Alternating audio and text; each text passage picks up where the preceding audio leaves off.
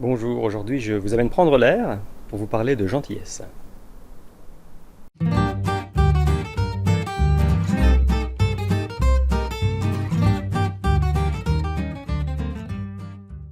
Alors ce qu'on entend souvent dans les bureaux, c'est cette petite phrase « Eh les mecs, on n'est pas chez les bisounours ici, ok ?» Alors cette petite phrase, c'est vraiment la signature de notre peur, de notre méfiance et même de notre terreur face à la bonté, face tout simplement à la gentillesse.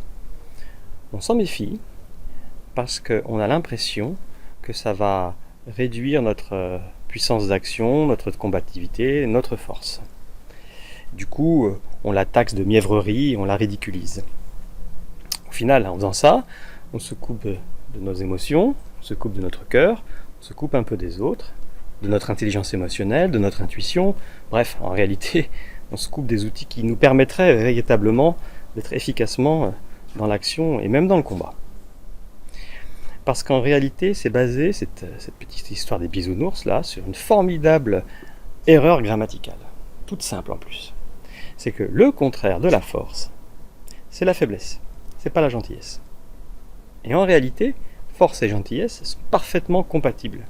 Les vies de gens comme Mandela, Gandhi, Luther King démontrent que force et bonté, lorsqu'elles sont associées, sont des armes très puissantes de transformation qui sont capables même de faire tomber des systèmes que l'on croyait établis pour des siècles, genre l'Empire anglais ou l'apartheid.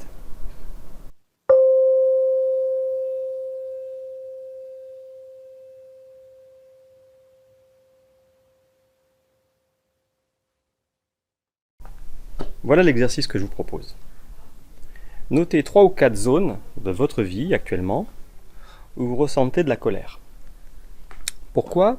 La colère, c'est un magnifique indicateur qu'il y a quelque chose qu'on a envie de changer. La colère, c'est l'énergie du changement. Vous allez voir, il y a 3 ou 4 domaines sur lesquels on a envie que les choses bougent. On n'est pas satisfait de la manière dont sont les choses, on voudrait qu'elles soient autres. Donc il y a de la colère. Et voyez, sur ces 3 thèmes par exemple, comment ces derniers mois, ces dernières années, vous avez agi. Est-ce qu'il y avait de la défiance, de la colère, de la dureté? Et est-ce qu'il n'y aurait pas moyen, au contraire, d'y mettre un peu des ingrédients qu'on a vus dans d'autres vidéos, de l'écoute, de la gratitude, de l'observation, de l'émotion, etc., etc.